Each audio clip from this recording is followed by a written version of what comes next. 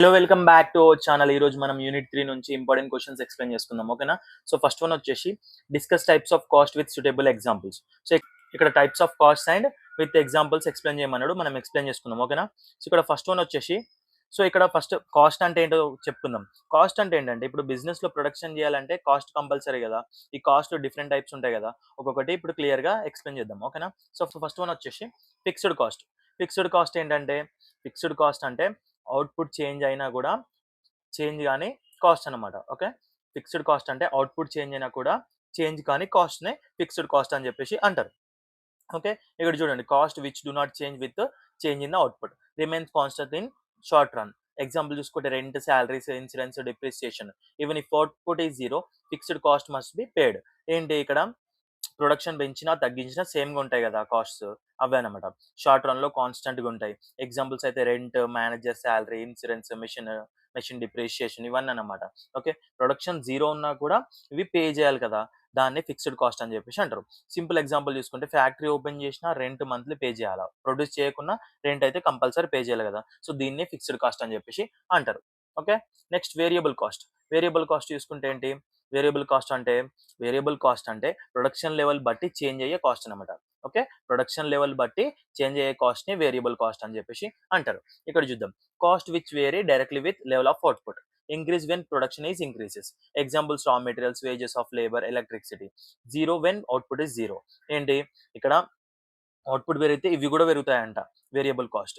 Output తగ్గితే ఇవి గూడా తగ్గుతాయి. సో, ఇక్కడ ఎగ్జాంపుల్స్ ఏంటి రా materials, labours, wages, electricity. Production 0 ఉంటే వేరియబుల్ కాస్ట్ వచ్చేసి 0 అనమాట. ఎగ్జాంపుల్ తీసుకుంటే 100 యూనిట్స్ ప్రొడ్యూస్ చేస్తే రా మెటీరియల్ కాస్ట్ ఉంటుంది. ప్రొడక్షన్ 0 ఉంటే రా మెటీరియల్ కాస్ట్ ఉండదు గదా! సో, అప్పుడు 0 అయితదనమాట. సో, దీన్ని వేరియబుల్ కాస్ట్ అని చెప్పేసి అంటారు. Next total cost. Total cost దేనంటారు? Sum of fixed cost plus variable cost equals to total cost. Okay. Increases as output increases. ఏంటి టోటల్ కాస్ట్ అంటే fixed cost plus variable cost కలిపితే మనకు total cost వస్తది. అట్లా formula equals to TC equals to TFC plus TVC అన్నమాట. Production పెరిగితే total cost కూడా పెరుగుతది. ఇక్కడ ఫిక్స్డ్ ప్లస్ వేరియబుల్ కంబైన్ అయ్యి టోటల్ కాస్ట్ అనేది అవుతుందన్నమాట. అట్లా ఎగ్జాంపుల్ ఇక్కడ ఫిక్స్డ్ కాస్ట్ 10,000 వేరియబుల్ కాస్ట్ వచ్చేసి 5,000 టోటల్ కాస్ట్ అంటే ఎంత 15,000 అట్లనమాట. Next average cost. Average cost అంటే ఏంటి? ఇక్కడ యావరేజ్ కాస్ట్ అంటే పర్ యూనిట్ కాస్ట్ అన్నమాట. Okay. Cost per unit of the output. AC equals to TC by Q. ఏంటి ఇక్కడ యావరేజ్ కాస్ట్ ఏంటి? Total cost by quantity. Helps in pricing decisions. ఏంటి ఇక్కడ చూడండి ఒక యూనిట్ ప్రొడ్యూస్ చేయడానికి ఎంత కాస్ట్ అవుతుందో చూపిస్తాయన్నమాట. ప్రైజింగ్ డెసిషన్‌లో యూజ్ అయితది ఇది. ఓకే. ఇక్కడ టోటల్ కాస్ట్ వచ్చేసి 10,000 యూనిట్ కాస్ట్ వచ్చేసి ఇక్కడ టోటల్ కాస్ట్ వచ్చేసి 10,000 అన్నమాట. యూనిట్స్ వచ్చేసి 100. సో మనకు యూనిట్ పర్ వాల్యూ ఎంత? 10,000 డివైడెడ్ బై 100 చేస్తే మనకు 100 పర్ యూనిట్ వాల్యూ వస్తదన్నమాట. దీన్నే మనకు యావరేజ్ కాస్ట్ అని చెప్పేసి అంటారు. Next marginal cost. Marginal cost అంటే ఏంటి? Additional cost incurred in producing 1 extra unit. MC equals to change in TC by change in Q. ఏంటి? Change in total cost by change in Q అన్నమాట. Quantity. Okay. Important in profit maximisation. MC equals to MR. ఏంటి? Marginal cost equals to marginal revenue. ఇక్కడ చూసుకుంటే marginal cost అంటే ఇంకో additional unit produce చేయడానికి వచ్చే extra cost అన్నమాట. So formula వచ్చేసి మీకు చెప్పాను కదా! MC equals to change in C by change in Q. Okay. Marginal cost equals to change in total cost by change in quantity. Extra 1 unit produce చేస్తే ఎంత extra cost వస్తుందో చూపిస్తుందన్నమాట. Profit maximise చేయడానికి మనకు marginal cost అనేది important. Profit max point ఎప్పుడు?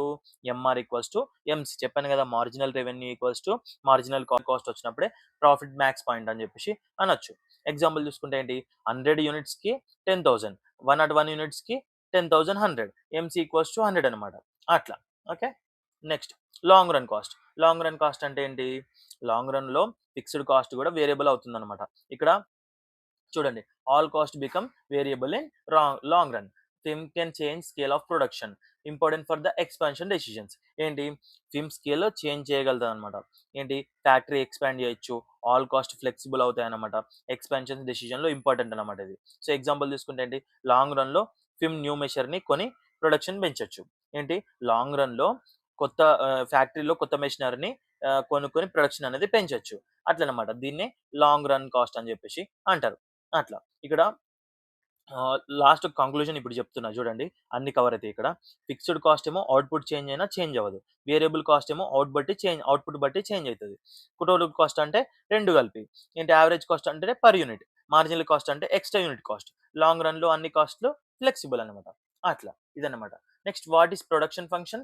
Explain any one theory of the production. ఇక్కడ and explain different types of production functions. ఇక్కడ చూసుకుంటే ఫస్ట్ ప్రొడక్షన్ ఫంక్షన్ అంటే చూద్దాం. Production function shows the function relationship between the inputs and output. Q equals to F of L comma K. ఏంటి L అంటే labour, K అంటే capital. ఓకేనా? So ఇక్కడ it indicates maximum output from the given inputs. ఏంటి ఇక్కడ production function అంటే ఇన్పుట్స్‌ని use చేసి ఎంత అవుట్‌పుట్ ప్రొడ్యూస్ చేస్తామో చూపించే రిలేషన్‌షిప్. ఏంటి ఇన్పుట్స్‌ని యూజ్ చేసి ఎంత అవుట్‌పుట్ ప్రొడ్యూస్ చేస్తామో చూపించే రిలేషన్‌షిప్‌నే ప్రొడక్షన్ ఫంక్షన్ అని చెప్పేసి అంటారు. సింపుల్‌గా ఏంటి ఇన్పుట్స్‌ని యూజ్ చేసుకొని అవుట్‌పుట్ ఎంత వస్తుందో చూపించే ప్రొడక్షన్ ఫంక్షన్‌ని ఇక్కడ ఫార్ములా ఉంటది చూడండి. Q equals to F of L comma K. ఇక్కడ ఎల్ అంటే లేబర్, మ్యాన్ పవర్ అనమాట. K equals to capital. ఇవేంటి మెషిన్స్, టూల్స్. ఇక్కడ ఏంటంటే లేబర్ అండ్ క్యాపిటల్ యూజ్ చేసి మాక్సిమం ఎంత ప్రొడక్షన్ చేయొచ్చని చూపిస్తాయన్నమాట ఈ ప్రొడక్షన్ ఫంక్షన్. ఎగ్జాంపుల్ తీసుకోండి. 10 వర్కర్స్ ప్లస్ 5 మిషన్స్ యూజ్ చేసి 100 యూనిట్స్ ప్రొడ్యూస్ చేస్తామనుకో, అదే ప్రొడక్షన్ ఫంక్షన్ కాన్సెప్ట్. అట్లనమాట. Okay. Next law of variable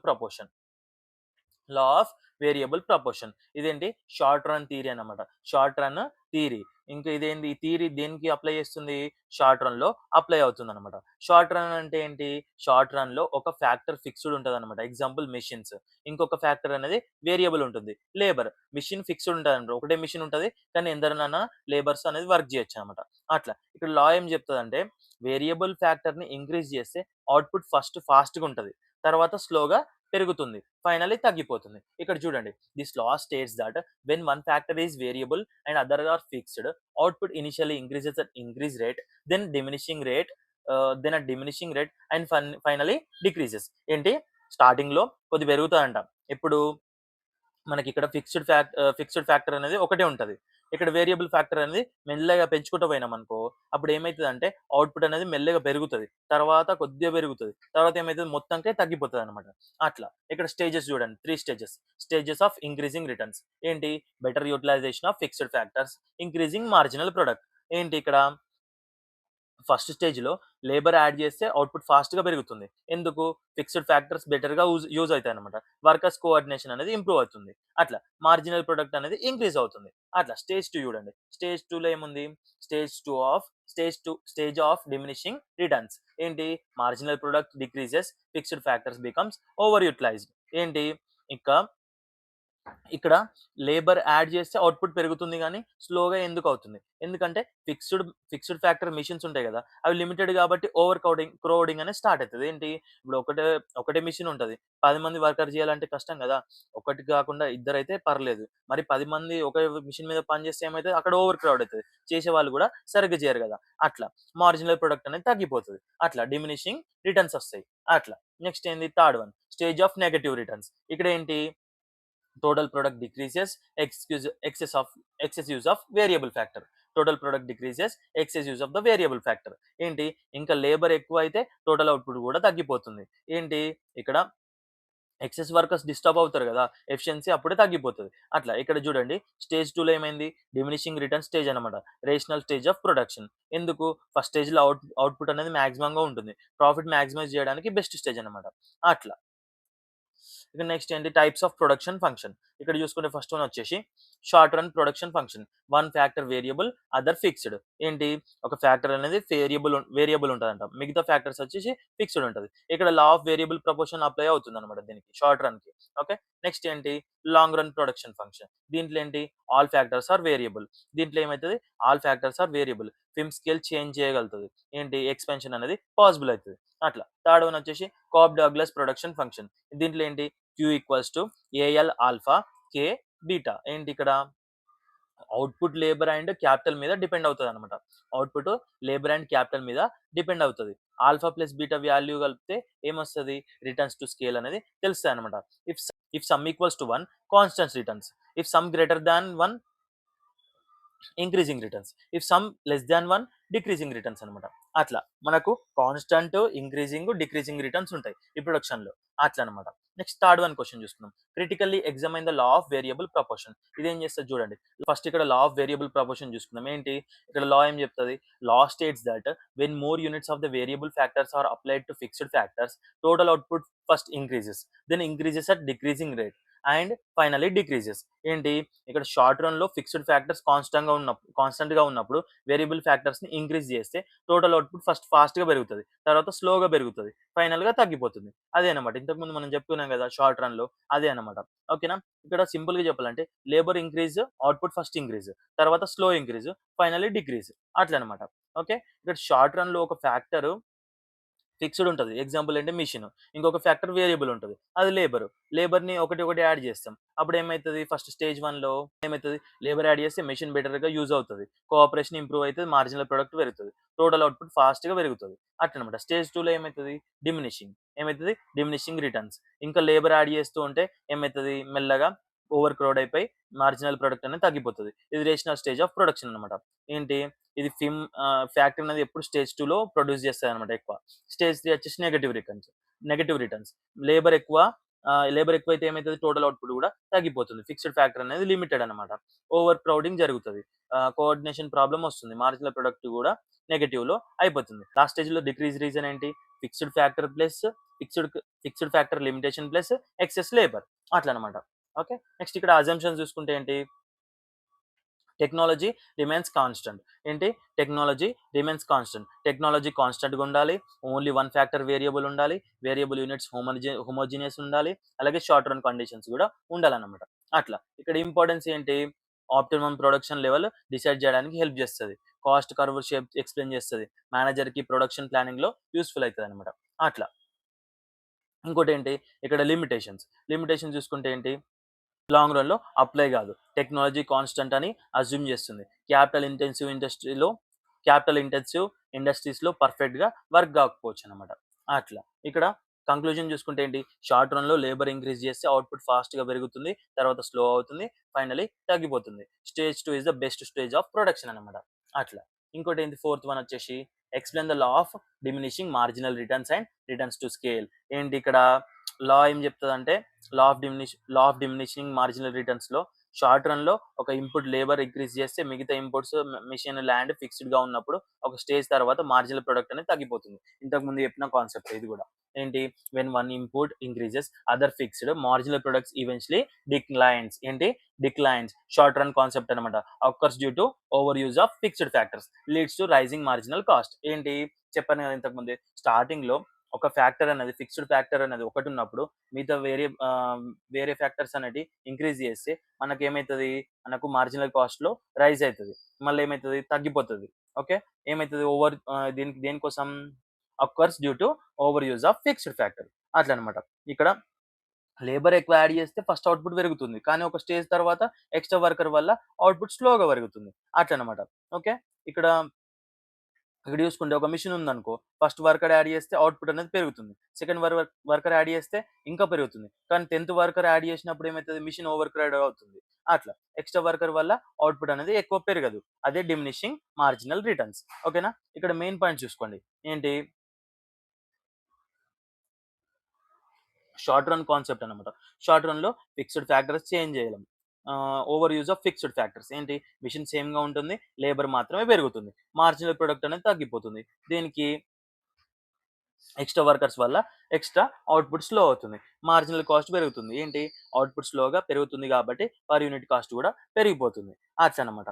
next returns to scale ఏంటి? లాంగ్ రన్ కాన్సెప్ట్ అనమాట. Returns to scale long run లో ఏమవుతుంది? లాంగ్ రన్ అంటే ఏంటి? లాంగ్ రన్ లో ఆల్ ఇన్పుట్స్ చేంజ్ చేయొచ్చు అనమాట. లేబర్స్, మిషన్స్, ఫ్యాక్టరీ సైజ్ అన్ని ఇంక్రీజ్ చేయొచ్చు. దాంట్లో ఓన్లీ లేబర్ ఇంక్రీజ్ చేసాం షార్ట్ రన్ లో, కానీ లాంగ్ రన్ లో ఏంటి? మనం మిషన్స్ ఇంక్రీజ్ చేయొచ్చు, ఫ్యాక్టరీ సైజ్ ని ఇంక్రీజ్ చేయొచ్చు. ఇక్కడ చూడండి, ఆల్ ఇన్పుట్స్ ని సేమ్ ప్రొపోర్షన్ లో ఇంక్రీజ్ చేస్తే అవుట్పుట్ ఎలా చేంజ్ అవుతుందో రిటర్న్స్ టు స్కేల్ చెప్తాను అనమాట. ఇక్కడ లాంగ్ రిటర్న్స్ టు స్కేల్ ఏం చెప్తుంది మనకు? అన్ని ఇన్పుట్స్ చేంజ్ చేస్తే మనకు అవుట్పుట్ ఎట్లా ఇంక్రీజ్ అవుతుందో ఎట్లా డిక్రీజ్ అవుతుందో మనకు ఈ రిటర్న్స్ టు స్కేల్ అనేది చెప్తాను అనమాట. ఫస్ట్ వన్ వచ్చేసి increasing returns to scale. Increasing returns to scale ఏంటి? ఇన్పుట్స్ 10% పెంచితే అవుట్పుట్ కూడా 20% పెరిగితే ఏంటి? Next output more than proportionately పెరుగుతుంది, ఎకనామిక్స్ ఆఫ్ స్కేల్ వల్ల కాస్ట్ తగ్గుతుంది, అట్లా అనమాట. ఇప్పుడు output increases more than proportionately. ఇక్కడ ఏమైతది ఇంక్రీజింగ్ రిటర్న్స్‌లో మనం ఏదైతే ఇన్‌పుట్ ఇస్తామో ఆ ఇన్‌పుట్ కన్నా ఎక్కువ అయిపోతదనమాట. ఎక్కువ పెరుగుతది అవుట్‌పుట్. అట్లా అప్పుడు దాన్ని ఇంక్రీజింగ్ రిటర్న్స్ టు స్కేల్ అని చెప్పేసి అంటారు. దీనికి ఏమైతది? దేనికోసం? Due to the economics of scale. ఏంటి? యావరేజ్ కాస్ట్ అనేది తగ్గించినప్పుడు. అట్లా. నెక్స్ట్ వచ్చేసి ఏంటి? Constant returns to scale. Output increases in the same proportion. ఏంటి? అవుట్‌పుట్ అనేది సేమ్ ప్రపోర్షన్‌లో ఇంక్రీజ్ అయితది. ఇక్కడ చూడండి.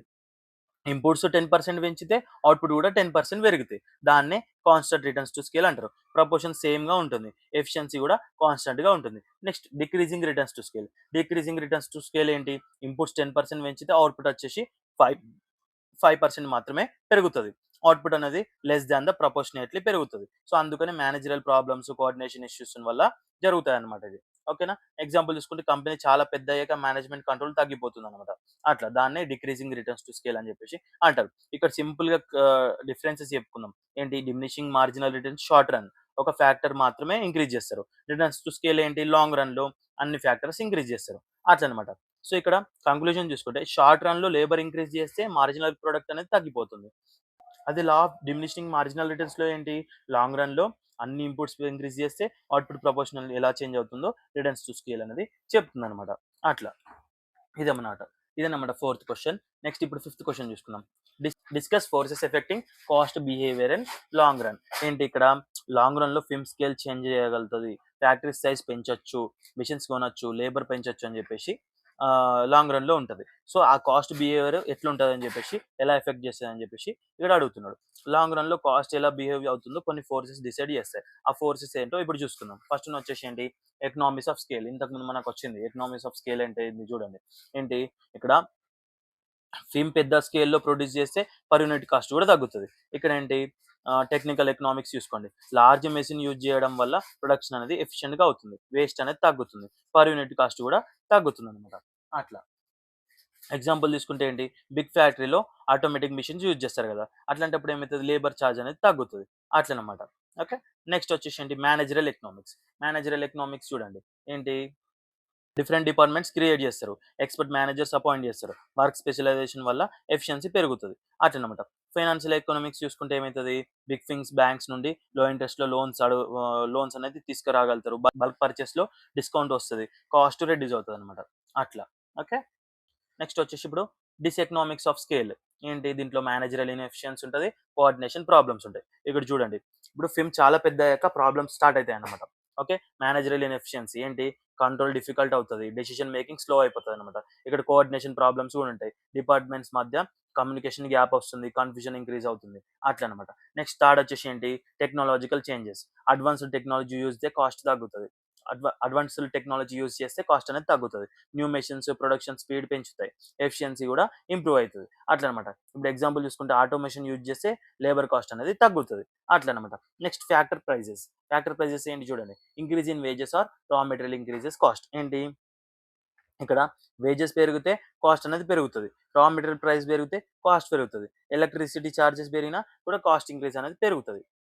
కాస్ట్ ఇంక్రీజ్ అనేది అవుతది. సింపుల్‌గా చెప్పాలంటే ఇన్‌పుట్ కాస్ట్ పెరిగితే అవుట్‌పుట్ కాస్ట్ కూడా పెరుగుతదన్నమాట. అట్లా. నెక్స్ట్ ఫిఫ్త్ వన్ వచ్చేసి గవర్నమెంట్ పాలిసీస్. ఏంటి? టాక్సెస్ పెరిగితే ప్రొడక్షన్ కాస్ట్ పెరుగుతది. రెగ్యులేషన్ స్ట్రిక్ట్ అయితే కాంప్లయన్స్ కాస్ట్ పెరుగుతది.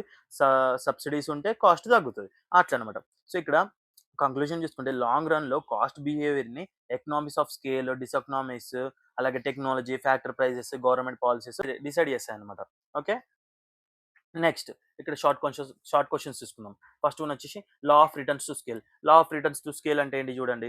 లా ఆఫ్ రిటర్న్స్ టు స్కేల్ అంటే లాంగ్ రన్‌లో అన్ని ఇన్‌పుట్స్‌ని సేమ్ ప్రపోర్షనల్‌లో ఇంక్రీజ్ చేస్తే అవుట్‌పుట్ ఎలా చేంజ్ అవుతుందో చూపిస్తాయన్నమాట. ఇన్‌పుట్స్ 10% పెంచితే అవుట్‌పుట్ కూడా 10% ఇన్‌పుట్ 10% పెంచితే అవుట్‌పుట్ 20% పెరిగితే ఇంక్రీజింగ్ రిటర్న్స్ అంటారు. ఇన్‌పుట్స్ 10% పెంచితే అవుట్‌పుట్ కూడా 10% ఉంటే అది కాన్స్టెంట్ రిటర్న్స్ అంటారు. ఇన్‌పుట్స్ 10% పెంచితే అవుట్‌పుట్ 5% మాత్రమే పెరిగితే డిక్రీజింగ్ రిటర్న్స్ అని చెప్పేసి అంటారు. ఇదే లా of returns to scale. Next production function. Production function అంటే ఏంటి? ప్రొడక్షన్ ఫంక్షన్స్ అంటే ఇన్‌పుట్స్ అండ్ అవుట్‌పుట్ మధ్య రిలేషన్‌షిప్స్. లేబర్, క్యాపిటల్ యూజ్ చేసి ఎంత అవుట్‌పుట్ వస్తుందో చూపిస్తాయన్నమాట. అట్లా. నెక్స్ట్ ఏంటి? ఫార్ములా వచ్చేసి Q equals to F of L, K. Firm production ప్లానింగ్‌లో దీన్ని యూజ్ చేస్తారనమాట. అట్లా. నెక్స్ట్ ఏంటి? Cobb Douglas production function. Cobb Douglas production function ఏంటి? Q equals to AL alpha K beta అనే ఫార్ములాతో ఎక్స్ప్రెస్ చేస్తారనమాట. లేబర్స్ అండ్ క్యాపిటల్ అవుట్‌పుట్ మీద ఎలా ఎఫెక్ట్ చేస్తాయో చూపిస్తాయన్నమాట. ఆల్ఫా ప్లస్ బీటా వాల్యూ బట్టి రిటర్న్స్ టు స్కేల్ అనేది తెలుస్తది. ఏ టైప్ అని చెప్పేసి తెలుస్తదనమాట. ఎకనామిక్స్ అనాలిసిస్‌లో చాలా వైడ్‌గా యూజ్ చేస్తారనమాట. Okay. Next learning curve. Learning curve అంటే ఏంటి? ఇక్కడ లెర్నింగ్ కర్వ్ అంటే ఎక్స్‌పీరియన్స్ పెరిగితే ప్రొడక్షన్ కాస్ట్ తగ్గుతది అని చూపిస్తాదనమాట. వర్కర్స్ ఎక్స్‌పీరియన్స్ వల్ల స్పీడ్ అండ్ ఎఫిషియన్సీ కూడా పెరుగుతది. యావరేజ్ కాస్ట్ గ్రాడ్యువల్లీ తగ్గిపోతది. లాంగ్ టర్మ్ ప్రొడక్షన్ ప్లానింగ్‌లో యూజ్‌ఫుల్ అయితదనమాట ఈ learning curve. Next break even analysis. ఏంటి? బ్రేక్ ఈవెన్ పాయింట్ అంటే total revenue equals to total cost. అయ్యే స్టేజ్ అనమాట. ఏంటి? మనము తయారు చేసిన వస్తువు అదే రేట్‌కి అమ్మినామనుకో ఎటువంటి లాభం లేదు, నష్టం లేదు. సో, దాన్ని బ్రేక్ ఈవెన్ పాయింట్ అని చెప్పేసి అంటారు. Total revenue equals to total cost అట్లనమాట. సో, ఆ స్టేజ్‌లో ప్రాఫిట్ లేదు, లాస్ లేదు. ఎంత సేల్స్ చేస్తే లాస్ ఉందో తెలుసుకోవడానికి హెల్ప్ చేస్తదనమాట. ఓకే. ప్రైజింగ్ అండ్ కాస్ట్ కంట్రోల్‌లో ఇంపార్టెంట్ అనమాట ఇది. ఓకే. నెక్స్ట్ వచ్చేసి ఏంటి? ఐసో కాస్ట్ కర్వ్ అంటే ఏంటి? ఐసో కాస్ట్ కర్వ్ అంటే సేమ్ టోటల్ కాస్ట్‌తో పాసిబుల్ ఇన్పుట్ కాంబినేషన్ చూపించే లైన్ అనమాట. ఇప్పుడు గ్రాఫ్‌లో స్ట్రెయిట్ లైన్‌గా ఉంటదనమాట. ఐసో క్వాంట్‌తో కలిపి యూజ్ చేస్తారు. కాస్ట్ మినిమైజ్ చేయడానికి హెల్ప్ చేస్తది. అట్లనమాట. మార్జినల్ కాస్ట్ అంటే ఏంటి? మార్జినల్ కాస్ట్ అంటే ఇంకొక అడిషనల్ యూనిట్ ప్రొడ్యూస్ చేయడానికి వచ్చే extra cost. Formula equals to MC equals to change in total cost by change in output. Profit maximise చేయడానికి మార్జినల్ కాస్ట్ అనేది ఇంపార్టెంట్ అనమాట. మార్జినల్ కాస్ట్ కర్వ్ యావరేజ్ కాస్ట్‌ని మినిమమ్ పాయింట్‌లో intersect చేస్తుంది. అట్లా. యావరేజ్ కాస్ట్ అంటే ఏంటి? యావరేజ్ కాస్ట్ అంటే కాస్ట్ పర్ యూనిట్ అనమాట. ఫార్ములా వచ్చేసి ఏంటి? Average cost equals to total cost by output. Short రన్‌లో యావరేజ్ కాస్ట్ కర్వ్ ఏముంటది? యూ షేప్డ్‌లో ఉంటది గ్రాఫ్‌లో. అట్లా. ఇక్కడ ప్రైజింగ్ అండ్ కాస్ట్ కంట్రోల్‌లో యూజ్‌ఫుల్ అనమాట. అట్లా. ఇప్పుడు చూసుకుంటే మనం short answers, long answers clear కట్‌గా ఎక్స్‌ప్లెయిన్ చేసుకున్నాం. అర్థం కాకపోతే మళ్ళీ చూడండి. ఎందుకంటే ఈ బిజినెస్ ఎకనామిక్స్ ఈ ఎకనామిక్స్ టాపిక్స్ అర్థం కాదు. అర్థం కాకపోతే మళ్ళీ చూడండి. ఏమన్నా డౌట్స్ ఉంటే కామెంట్ సెక్షన్‌లో మెన్షన్ చేయండి. నేను రిప్లై ఇస్తాను. ఓకేనా? మన డిస్క్రిప్షన్‌లో Telegram link and WhatsApp community link ఉంటది. దాంట్లో జాయిన్ అవ్వండి. అప్పుడే పీడిఎఫ్స్ అనేది మీరు అక్కడ డౌన్‌లోడ్ చేసుకోవచ్చు, చదువుకోవచ్చు, రివైజ్ చేసుకోవచ్చు. ఓకేనా? సో, వీడియో నచ్చినట్టయితే లైక్ చేయండి, మీ ఫ్రెండ్స్‌కి షేర్ చేయండి, సబ్స్క్రైబ్ చేయండి. ఎప్పటికప్పుడు అప్డేట్స్ అనేటివి వస్తూ ఉంటాయి. Thank you for watching video.